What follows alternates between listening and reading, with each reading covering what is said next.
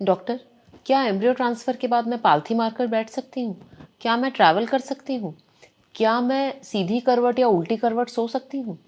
ऐसे और इसके जैसे कई अन्य सवाल हैं जो एम्ब्रियो ट्रांसफ़र के बाद मरीजों के मन में रहते हैं। कई बार समय की कमी के कारण डॉक्टर से इस बात पे चर्चा नहीं हो पाती और ये सवाल मन में ही रह जाते हैं। इस वीडियो को आखिरी तक ज़रूर देखिएगा, क्योंकि इस वीडियो के आखिरी में मैं वो आपको डूज़ एंड डोंट्स बताने वाली हूँ जो एम्ब्रियो ट्रांसफ़र के बाद आपको बिल्कुल नहीं करना चाहिए।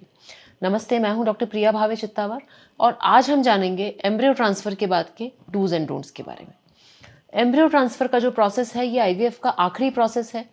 इसका ये एक कल्मिनेशन है जो हमारे कई महीनों की मेहनत है, हमारी सारी आशाएं आकांक्षाएं इस पॉइंट पे आके केंद्रित हो जाती हैं। इस पॉइंट के बाद हमें क्लिनिक जाना नहीं होता, घर पे रह के अपना ध्यान रखना होता है और जाहिर सी बात है कि बहुत सारे सवाल हमारे मन में आते हैं।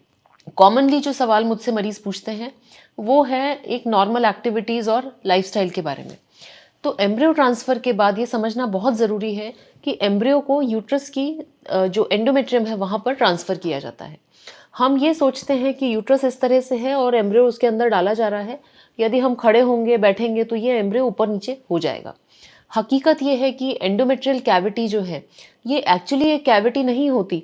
एंडोमेट्रियम की दोनों परतें एक दूसरे से मिली हुई होती हैं और उसके बीच में इस माइक्रोस्कोपिक एम्ब्रियो को रखा जाता है। जाहिर सी बात है कि जब आप खड़े होते हैं, बैठते हैं, करवट लेते हैं तो ये एम्ब्रियो अपनी जगह से हिल नहीं सकता है। इसीलिए एम्ब्रियो ट्रांसफ़र के बाद 10 मिनट रेस्ट एडवाइस किया जा सकता है। उसके बाद आप चल फिर सकते हैं। आप पालथी मारकर बैठ सकते हैं, आप ज़मीन पर बैठ सकते हैं। बहुत से लोग पूछते हैं क्या हम इंडियन टॉयलेट यूज़ कर सकते हैं? तो जी हाँ, आप निसंकोच इंडियन टॉयलेट यूज़ कर सकते हैं। आप स्क्वैटिंग करके टॉयलेट जा सकते हैं। इससे आपके एम्ब्रियो ट्रांसफ़र के परिणाम के ऊपर कोई भी असर नहीं पड़ेगा। इसके अलावा एम्ब्रियो ट्रांसफ़र के बाद ट्रैवलिंग, यानी कई बार हम अपने शहर से अलग दूर जाके आईवीएफ का ट्रीटमेंट लेते हैं। एम्ब्रियो ट्रांसफ़र के 1 या 2 दिन बाद आप आराम से ट्रैवल कर सकते हैं। यदि आपका घर बहुत दूर नहीं है, 1-2 घंटे के अंतर पे आप रहते हैं, रोड अच्छी है, तो आप जिस दिन एम्ब्रियो ट्रांसफ़र हुआ है, उसी दिन रात को या अगले दिन भी ट्रैवल कर सकते हैं। यदि आप एयर ट्रैवल करना चाहते हैं, आपकी बहुत लंबी फ़्लाइट है, आप किसी दूसरे देश से आके आईवीएफ करा रहे हैं, उस केस में एम्ब्रियो ट्रांसफ़र के 1 या 2 दिन बाद आप फ़्लाइट ले सकते हैं। परंतु जब भी ये ट्रैवल 2 घंटे से ज़्यादा का रहेगा तो आपको 2 प्रिकॉशंस लेने हैं।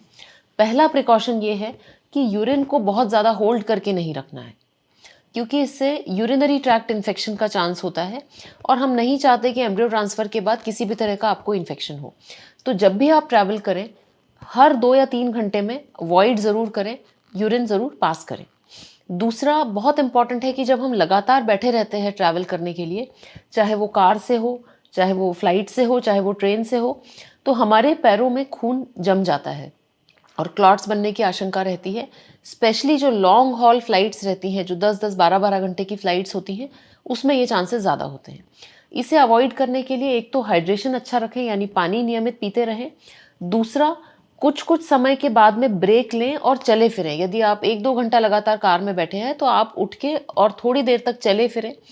एरोप्लेन में अगर आप बैठे हुए हैं, तो आप आइल सीट को चूज़ करके बीच में चलते फिरते रहें, जिससे बॉडी में ब्लड सर्कुलेशन बराबर बनता रहे। यदि आप ये 2 प्रिकॉशंस लेते हैं तो ट्रैवल में मेरे हिसाब से एम्ब्रियो ट्रांसफ़र के बाद कोई भी आपको हर्जा नहीं है। आइए जानें वो क्या डोंट्स हैं, कौन सी ऐसी चीज़ें हैं जो आपको बिल्कुल एम्ब्रियो ट्रांसफ़र के बाद नहीं करनी है। सबसे इम्पॉर्टेंट मेरे हिसाब से है, वो है मेडिसिन्स मिस करना। एम्ब्रियो ट्रांसफ़र के बाद में अक्सर देखा गया है कि पेशेंट्स जो हैं वो दवाइयाँ ले तो लेते हैं पर समय में आगे पीछे कर देते हैं। ध्यान रखिए कि एम्ब्रियो का इम्प्लांटेशन लगभग पूरी तरह से जो बाहर से हम हार्मोन्स ले रहे हैं उन पे निर्भर करता है। इसीलिए जो आपकी निर्धारित दवाइयाँ हैं, जो निर्धारित डोज़ है और जो निर्धारित समय है, इससे आप बिल्कुल भी नहीं चूकें। साथ ही जिस दिन आपका बीटा एचसीजी है, हो सकता है आपकी रिपोर्ट थोड़ी सी लेट आए, तो आप 1 या 2 दिन की एक्स्ट्रा मेडिसिन ज़रूर अपने पास में रखें। ऐसा नहीं हो कि रिपोर्ट आने तक आपका मेडिसिन का गैप हो जाए।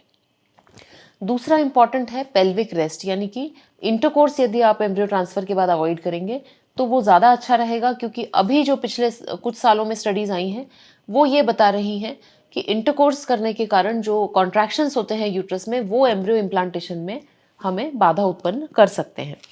तीसरा एक बहुत इंपॉर्टेंट फैक्टर होता है कॉन्स्टिपेशन। एम्ब्रियो ट्रांसफर के बाद प्रोजेस्टेरॉन के इंजेक्शंस लगाए जाते हैं। प्रोजेस्टेरॉन इंटेस्टाइन की मोटिलिटी को कहीं ना कहीं स्लो कर देता है और एक नेचुरल टेंडेंसी होती है कॉन्स्टिपेशन होने की। कॉन्स्टिपेशन होने के कारण पेशेंट्स को पेट में दर्द होना, पेट फूलना, ये सारी प्रॉब्लम्स होती हैं और कभी कभी पाइल्स या फिशर जैसी भी समस्या उत्पन्न हो सकती है। इसीलिए एम्ब्रियो ट्रांसफर के बाद कॉन्स्टिपेशन नहीं होने दें। खाने में फ्लूइड इंटेक अच्छा रखें, फाइबर वाला डाइट लें और यदि इसके बाद भी आपको कॉन्स्टिपेशन है तो डॉक्टर की सलाह से कोई स्टूल सॉफ्टनर जैसे कि ड्यूफालैक है या क्रिमाफिन है, इसे आप डॉक्टर की सलाह पर ले सकते हैं। सबसे इम्पॉर्टेंट डोंट जो है मेरे हिसाब से एम्ब्रियो ट्रांसफर के बाद वो है किसी भी तरह की एंग्जाइटी रिजल्ट को लेके नहीं पालें। It is easier said than done, यानी कि डॉक्टर के लिए कहना आसान है, मरीज के लिए करना ये बहुत मुश्किल है। परंतु जहाँ तक हो सके इस एंग्जाइटी को मैनेज करिए, क्योंकि इसे इस तरह से समझिए कि जो कुछ हम कर सकते थे रिजल्ट के लिए वो हमने एम्ब्रियो ट्रांसफर तक कर दिया है। एम्ब्रियो ट्रांसफर होने के बाद हम कितनी ही चिंता करें, इससे हमारा आउटकम इम्प्रूव नहीं होगा, बल्कि स्ट्रेस से जो नेगेटिव हार्मोन्स बनते हैं उससे हमारा आउटकम गिर ज़रूर सकता है। तो एम्ब्रियो ट्रांसफ़र के बाद वाला पीरियड बिल्कुल स्ट्रेस फ्री रहिए, नॉर्मल खाना पीना, नॉर्मल शेड्यूल फॉलो करिए।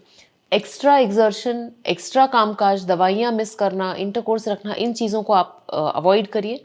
और आशा करती हूँ कि ये सारी जानकारी लेकर जब आप एम्ब्रियो ट्रांसफ़र को फेस करेंगे आप ज़्यादा कॉन्फिडेंट होंगे, स्ट्रेस फ्री रहेंगे, रिलैक्स्ड रहेंगे और आपका रिजल्ट भी जो है वो आपका मनचाहा ज़रूर आपको मिलेगा। धन्यवाद।